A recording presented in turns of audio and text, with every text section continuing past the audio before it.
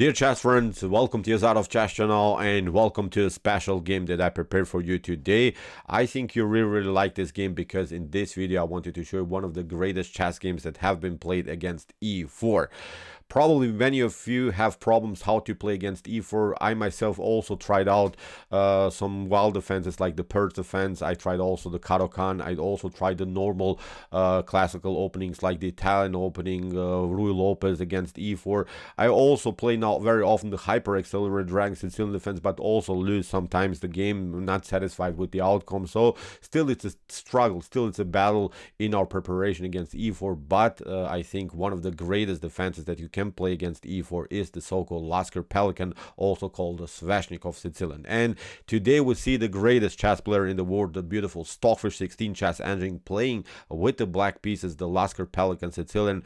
Put your seatbelt on. I think this game can be really useful because I think you can use this game in your preparation against e4. Build it up, of course, then afterwards with some different sidelines. It's not over, of course, because you just watched one Stockfish game. But I think as a cornerstone, this is a perfect game. So as I said, really instructive game here played by Stockfish, but then afterwards with some great tactics all over the board. So let's see now what happened with the white pieces. The Stormphrax engine, this was now the Stockfish opponent, opened with the move e4. Stockfish response was c5, knight to f3, and the game started actually as a French Sicilian, but after a couple more moves transposed now, after knight to c6, knight to b5, here of course the huge positional strat is to occupy the d6 square, so that's why here d6 was played by the fish. We have bishop to f4 by Stormphrax, and now e5, and now after bishop to g5 and a6, the game transposes now into the normal position of the Lasker-Pelikan Sicilian. So what should black do?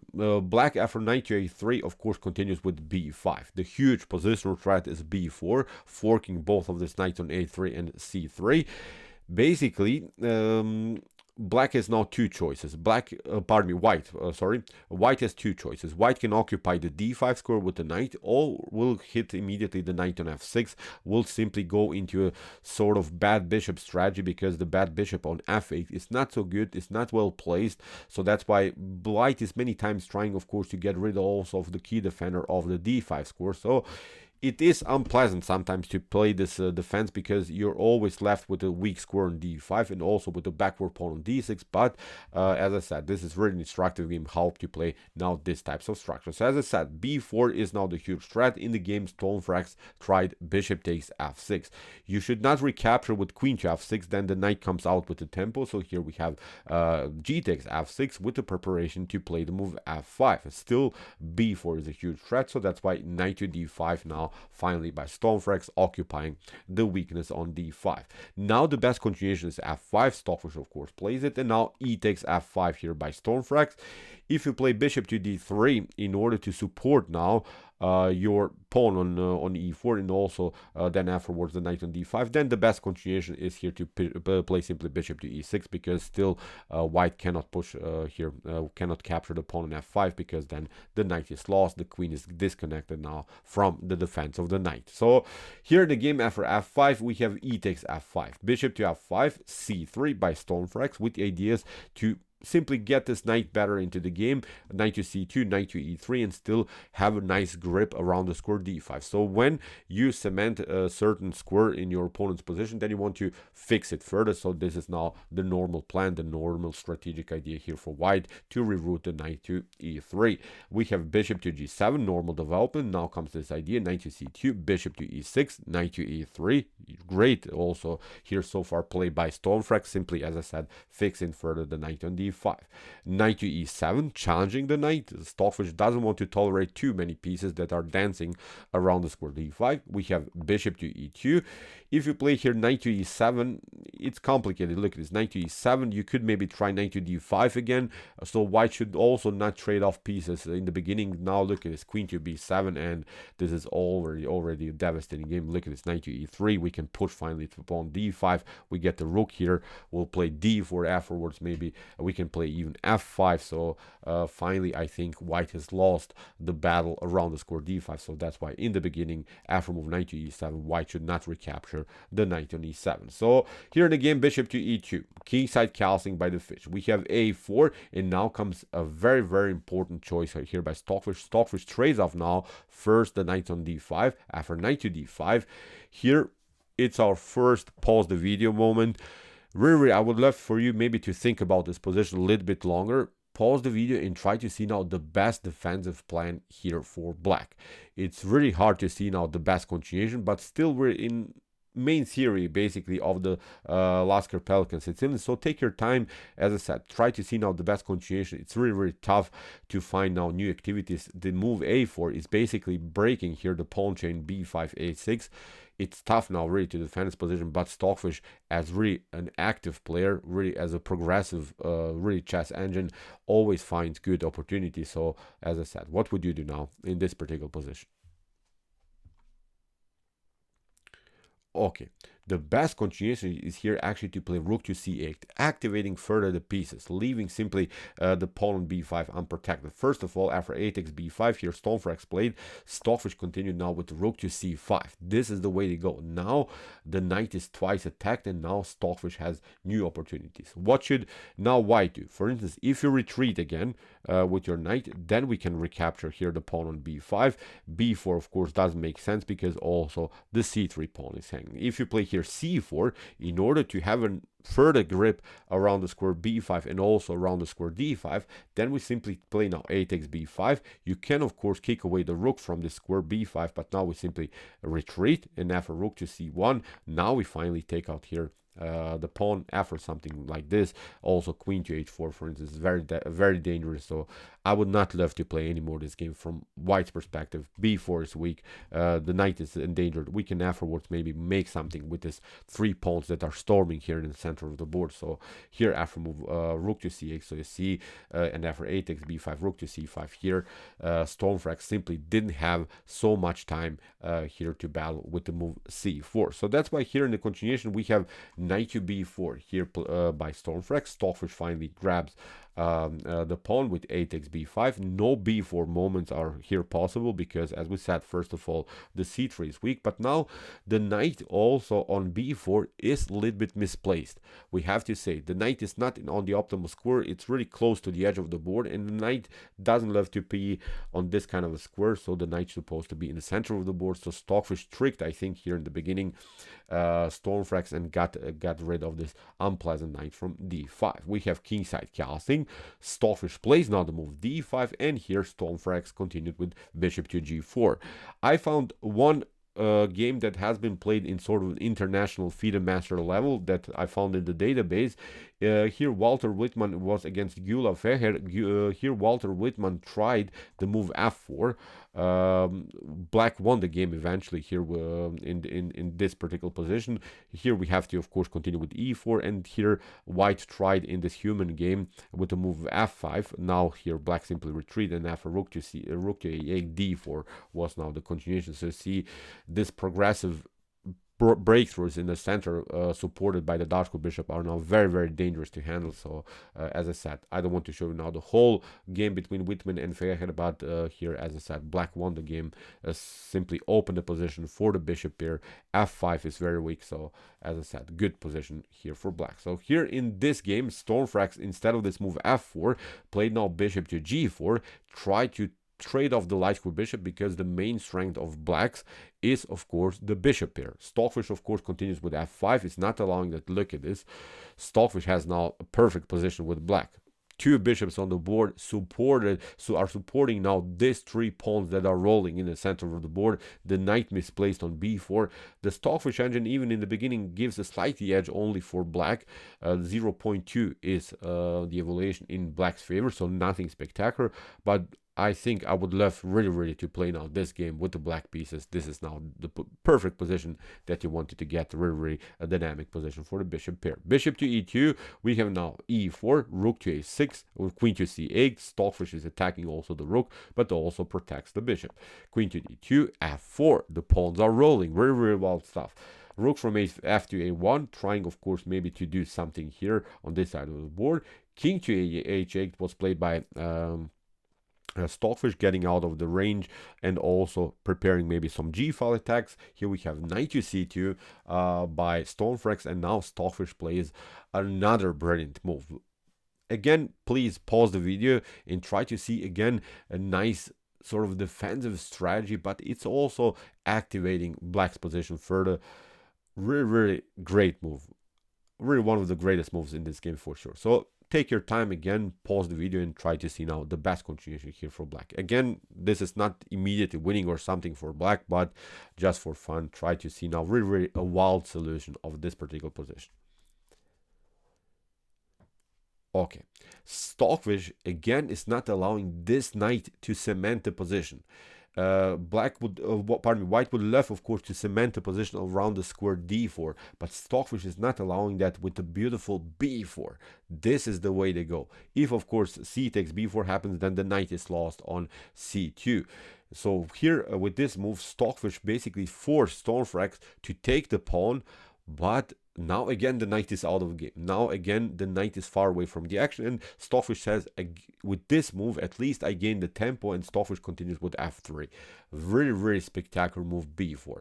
Really hard to see, but this was the way to go, because still White didn't do anything on this side of the board. White never pushed something, although White has here a dynamic position, at least a possibility to push on a b file, maybe this passer, but now Stockfish is already there. So Stormphrax continues with bishop to f1. We have f takes g2, bishop to e2. Here Stormphrax applies a very important defensive strategy, simply hiding behind the enemy's pawn, so the king is not so endangered. But Stockfish broke, I think, with this method already White's defense, and now the only question is how to activate further the pieces, how to activate especially the dark square bishop. Stockfish continues with queen to e8. It's preparing queen to f7, hitting the pawn on f2. We have now knight to c2 here by Stormphrax. You could maybe try to force something to maybe force trade of further trades of pieces, but now after something like rook to c8, you could maybe do something like this, even capture the pawn on d5.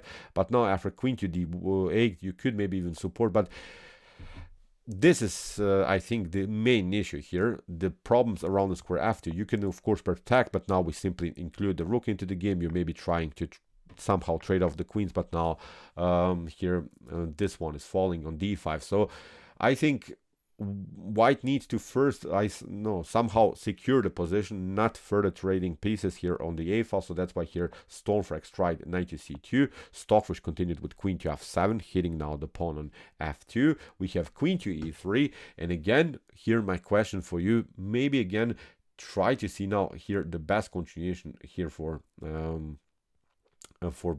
Black. It's a similar method like we have seen before, but again a spectacular move here by the fish, which again opens the position, which again creates new dynamics.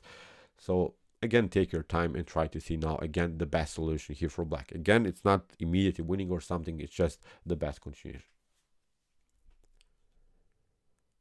Okay, here Stockfish plays a beautiful d4, sacrifices another pawn, but liberates now this rook. This rook can dance now on the 5th rank and maybe attack further the king. In the game knight to d4, we have bishop to h6, hitting the queen. Very nice stuff. If you take, of course, here the bishop, then queen to f2 is simply a beautiful checkmate. So that's why queen to g3 had to be played. We have bishop to f4, queen to h4, bishop to c8, hitting the rook, rook to a7, and now queen to g6, protecting of course the h7 pawn, putting more pressure here also on the g file. We have rook to e8, e3 here by the fish. This was a beautiful move, which opens now finally the position for the dark square bishop. We have f3. Stormphrax is of course passing through, it's not allowing here the position to be opened.